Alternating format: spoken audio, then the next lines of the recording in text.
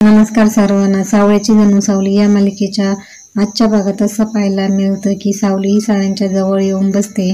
सावलीला तिथं खाली झुरळ दिसत असतं आणि ते तिच्याकडे येतं. ते पाहून सावली घाबरते आणि ते त्या झुरळाला हाकलत असते आणि तिच्या या गडबडीमुळे सारंगला जाग येते. सारंग विचारतो की सावली काय झालं, तू अजून झोपली नाहीस का? तर सावली म्हणते की सारंग सर मला माफ करा, पण इथे झुरळ आहे.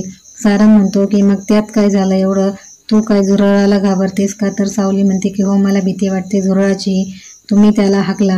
तर ते झुरळ माझ्याकडेच आले आहे, मला काही सुचत नाही. तर सारंग झुरळाला हाकलून लावतो आणि सावलीला म्हणतो की गेले आता ते. सावली पाहते की कुठे दिसते का? तर सारंग म्हणतो की ते आता गेलं आहे, परंतु ते पुन्हा येऊ शकते. तू एक काम कर, तू वर झोप, मी खाली झोपतो. तर सावली म्हणते की नाही, झोपू खाली, मी झोपते. परंतु सारंग हा अंथरूण पांघरून घेतो आणि खाली झोपतो. सावलीला खूप चांगलं वाटतं, कारण सारंग हा तिच्याशी खूप चांगलं वागत असतो, तिची काळजी घेत असतो. हे पाहून सावलीला खूप बरं वाटत असतं. मग ती झोपी जाते. तर तेवढ्यात ऐश्वर्या ही सारंगच्या आणि सावलीच्या रूममध्ये पाहण्याचा प्रयत्न करते आणि जयंती देखील तिच्या मागे मागे येते. ऐश्वर्या जयंतीला पाहते आणि तिला म्हणते की तू इथे काय करतेस? तर जयंती म्हणते की तुम्हाला काही हवं नको का ते पाहते, तुम्ही खूप खास आहात ना, म्हणून तुमची काळजी घेते. तुम्ही बाहेर आलेला मी पाहिलं म्हणून मी तुमच्या मागे आले. ऐश्वर्या म्हणते की हळू बोल आणि आज चल. जयंती म्हणते की तुम्ही इथे काय करत होता? ऐश्वर्या म्हणते हे बघ, पुढच्या वेळेस मला प्रश्न विचारायचे नाही, मूर्ख कुठली. ऐश्वर्या आतमध्ये निघून जाते. जयंती म्हणते कसली बाई आहे ही, अशी तोऱ्यात असते, हिच्यावर लक्ष ठेवण्याचे माईंकडून जास्त पैसे घ्यायला हवे बोनस म्हणून. आणि मग ती आतमध्ये जाते. दुसऱ्या दिवशी अमृता पारावर बसलेली असते. बाबा सचदेव, सावलीची आई, तिच्याशी बोलायला जातात. आई म्हणतात की ताई तुम्ही इथे एकटाच बसलायत, म्हणजे आमच्यासोबत इकडे बसला असता तर चहा वगैरे झाला असता. पण अमृता म्हणते की हो, मला इथेच चांगलं वाटतंय. मी सावलीला म्हटलं की मला इथे दूध घेऊन ये. तर सावलीची आई विचारतात की तुम्हाला गाव कसं वाटलं? तर अमृता म्हणते की हो, खूप छान आहे. मग सावली दूध घेऊन येते आणि अमृताला देते. त्यामध्ये ती कसली तरी पावडर टाकते आणि ती मिक्स करून देते. तर सावलीची आई आणि बाबा हे सगळं पाहत असतात. आई म्हणतात की ही कसली पावडर आहे, काही औषध आहे का? तर सावली म्हणते हो आई, ते मूल होत नाही ना त्यांना, म्हणून वैद्यांनी त्यांच्यासाठी हे औषध दिलं आहे. आई म्हणतात की अमृताताई, किती वर्ष झाले तुम्ही औषध घेताय? तेवढ्यात तिथे ऐश्वर्या येते. ऐश्वर्या त्यांचं सगळं बोलणं ऐकत असते. अमृता म्हणते की खूप वर्ष झाली आणि आता तर मी मोजणं सोडून दिले. तर सावलीची आई म्हणतात की तुम्हाला राग येणार नसेल तर एक सांगू का, आमच्या गावात एक खूप मोठे वैद्य आहेत आणि खूप जोडप्यांना त्यांचा चांगला गुण आलाय. त्यांच्या हातचा गुण म्हणजे कमालच आहे, खूप भारी आहे. तुमची काही हरकत नसेल तर आपण तिथे जायचं का? सचदेव म्हणतो की हो, विचार करायला काही हरकत आहे, जालिम उपाय करतात, त्यांच्या हाताला खूप गुण आहे. मग सावली म्हणते की आई आपण लवकरात लवकर तिथे जाऊ. तर ऐश्वर्या म्हणते की काहीच गरज नाही या सगळ्याची. आणि अमृता वहिनी, ज्या वैद्यांकडे जगभरातून लोक ट्रीटमेंट घेण्यासाठी येतात ना, त्या ठिकाणी तुझी ट्रीटमेंट चालू आहे. तू या मूर्ख लोकांच्या नादी लागून स्वतःची हेल्थ खराब करून घेणार आहेस का? तर अमृता म्हणते ऐश्वर्या, अगं चांगल्यासाठीच बोलतायत ते आणि काळजीपोटीच बोलतात, त्यांचा हेतू चांगला आहे. ऐश्वर्या म्हणते मग माझा हेतू वाईट होतं का? मी पण तुझ्या चांगल्यासाठीच बोलत होते ना. सगळे लोक आपल्याजवळ येण्याचा काही ना काही कारण शोधतात आणि तुम्ही सगळेजण अमृतावहिनी भोळी आहे, तिच्या भोळेपणाचा फायदा उचलण्याचा अजिबात प्रयत्न करू नका. तुमच्या जगन्नाथच्या मदतीने आमच्या घरात घुसलात, पण आता आमच्या माणसांजवळ येण्याचा अजिबात प्रयत्न करायचा नाही. तुमचे हे उपाय वगैरे आहेत ना, ते आम्हाला नाही सांगायचे, ते तुमच्याकडेच ठेवायचे. अमृतावहिनी चल आतमध्ये, यांचं काहीच ऐकायचं नाही. तो ऐश्वर्या आतमध्ये निघून जाते आणि अमृतावहिनीला देखील घेऊन जात असते. तर सावलीचे बाबा हात जोडतात आणि अमृताची माफी मागतात. तर नंतर थोड्या वेळाने इकडे तारा भैरवीच्या घरामध्ये दोघी असतात आणि तारा भैरवीला गुलाबजाम दाखवते. ती म्हणते, मम्मी बघ मी गुलाबजाम बनवलेत. भैरवी म्हणते, हे गुलाबजाम आहेत? हे असले गुलाबजाम असतात का? तारा, तुला काहीच कसं येत नाही ग? तुझ्या या असल्या जेवणाच्या भरोशावर राहिलो ना तर आपण उपाशी राहू आणि आपले पाहुणे सुद्धा उपाशी राहतील. आता एक काम कर, हे डस्टबिन मध्ये फेकून दे आणि जेवण ऑर्डर कर. तारा निघून जाते आणि भैरवीला कोणाचा तरी म्हणजे जगन्नाथचा फोन आलेला असतो. जगन्नाथ म्हणतो की, नमस्कार दुसऱ्यांच्या जीवावर जगणाऱ्या बाई. नमस्कार भैरवी. भैरवी म्हणते, तुमचा माज उतरलेला दिसत नाही अजून. जगन्नाथ म्हणतो, माज दाखवण्यासाठी तो रक्तात असायला हवा. असं काही नाही, तो कमावता सुद्धा येतो आणि मी हा जो माज दाखवतोय ना तो माझ्या कष्टाने मी कमावलाय.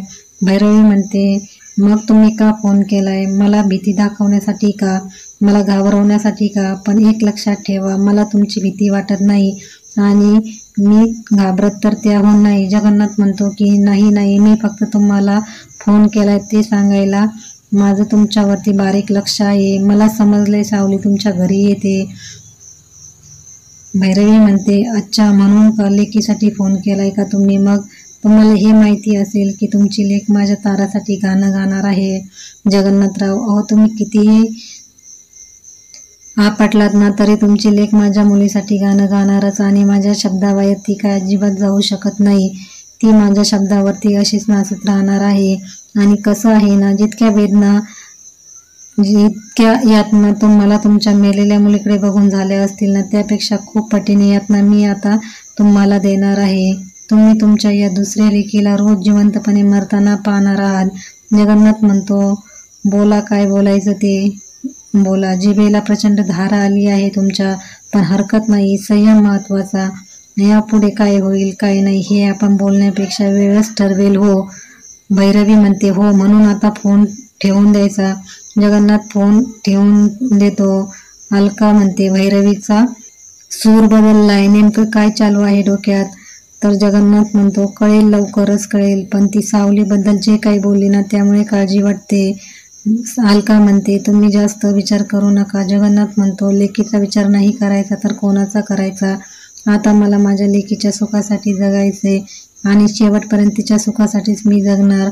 आणि ते दोघेही सावलीचा विचार करतात. तर इकडे ऐश्वर्या रात्री शेकोटी पेटून शेकोटीजवळ बसलेली असते. जयंती तिच्याकडे येते. जयंती म्हणते की, तुम्ही मला बोलवलंत का? ऐश्वर्या म्हणते, माझं तुझ्याकडे एक काम आहे. जयंती म्हणते, मला खूप कामं येतात आणि जगात असलं कुठलंही काम नाही की जे मला येत नाही. मला पार्लरचा कोर्स येतो, टॅटू काढता येतो, मेहंदी येते, मला आयब्रोज करता येतात, वॅक्सिंग पण येते. ही कामं मला बसून करावी लागतात. कसं आहे ना, मला दगदग जमत नाही. ऐश्वर्या म्हणते, तुला फक्त एकच काम करायचंय, ते पण बोलण्याचं काम. जयंती म्हणते, फक्त बोलण्याचं काम? अहो, मला असं काम खूप छान येतं. मी तर समोरच्याला बोलूच देत नाही, नातेवाईकांना, नवऱ्याला नाही, कोणालाच बोलू देत नाही. आणि मग ऐश्वर्या स्वतःची उष्टी कॉफी जयंतीला देते. जयंतीला ती खूप आवडते. ऐश्वर्या म्हणते की, मला एक खरं सांग, तुझं आणि सावलीचं फार बरं नाहीये ना? कारण मी पाहिले तुला सावली आवडत नाही आणि जशी तुला सावली आवडत नाही तशी मलाही ती आवडत नाही आणि म्हणून तू माझं एक काम करायचं. जयंती म्हणते, सांगा, तुम्ही जे सांगाल ते काम करायला मी तयार आहे. ऐश्वर्या म्हणते, तुला फक्त साऱ्यांसमोर एवढंच म्हणायचंय की सावली जगन्नाथच्या प्लॅनमध्ये सामावलेली आहे. जयंती पाहत राहते. तर इकडे भैरवीच्या घरी सगळेजण जेवायला आलेले असतात. सगळेजण जेवतात व जेवण झाल्यावर सगळे गप्पा मारत बसलेले असतात. भैरवी म्हणते, काय सारंग, तुला जेवण आवडलेलं दिसत नाही, तू काहीच बोलत नाही. सारंग म्हणतो, तसं नाही, आवडलं, जेवण छान होतं, फक्त एका गोष्टीची कमी आहे. सगळेजण सारंगकडे पाहतात. तर ऐश्वर्या म्हणते, तर इकडे ऐश्वर्या जयंतीला म्हणते की, मी तुझ्यासोबत ह्या पद्धतीच्या कामाची डील करते, या कामासाठी मी तुला हवं ते देईन. तर जयंती म्हणते, हो, हवं ते द्या. मग मला काल का नाही तुम्ही लिप बाम लावत होतात ते मला हवंय. ऐश्वर्या म्हणते, लिप बाम दिलं, लगेच देते मी तुला. जयंती आतमध्ये धावत जाते आणि ऐश्वर्याची व्हॅनिटी घेऊन येते. ऐश्वर्या त्यातून लिप बाम काढते आणि जयंतीला देते. जयंती म्हणते, तुम्हाला माहिती आहे का, आम्ही असे भिकारडे खायला प्यायला आणि आम्ही असं राहतो. त्यात सावली अशी काही तिला कोणी पसंतच करत नव्हतं. ती गप्प होऊन जाते. ऐश्वर्या म्हणते थांब, ते लिपस्टिक काढून देते आणि म्हणते पुढे सांग काय झालंय. जगन्नाथने हे स्थळ कसं काय आणलं आणि जगन्नाथने हे सगळं कसं काय केलं. जयंती म्हणते की तिला ऐश्वर्याला ते सर्व काही डिटेलमध्ये सांगते आणि ऐश्वर्या तिला एक एक करून वस्तू तिला देत असते आणि सावलीला कसे नाकारायचे, लोक येऊन निघून कसे जायचे आणि त्यानंतर कसं जगन्नाथ आला, जगन्नाथने ते अमर्त स्थळ आणलं होतं, सगळं ती ऐश्वर्याला सांगते. ऐश्वर्या जयंतीच्या बोलण्याचा विचार करते तर इकडे सारंग म्हणतो जेवण चांगलं होतं, फक्त एक गडबड होती. भैरव विचारते पण आमच्याकडून काही राहिलंय का. तर सारंग म्हणतो नाही, तुम्ही घाबरू नका. कसं आहे ना, ताराचा आवाज मी नेहमी गाण्यामध्ये ऐकलाय, कार्यक्रमामध्ये ऐकलाय आणि आता मला असं वाटतंय की मी ताराचं गाणं समोरासमोर ऐकलं तर मी स्वतःला भाग्यवान समजेल. तारा आणि भैरवी खूप घाबरतात आणि एकमेकींकडे पाहत असतात आणि आजचा भाग इथे संपतो.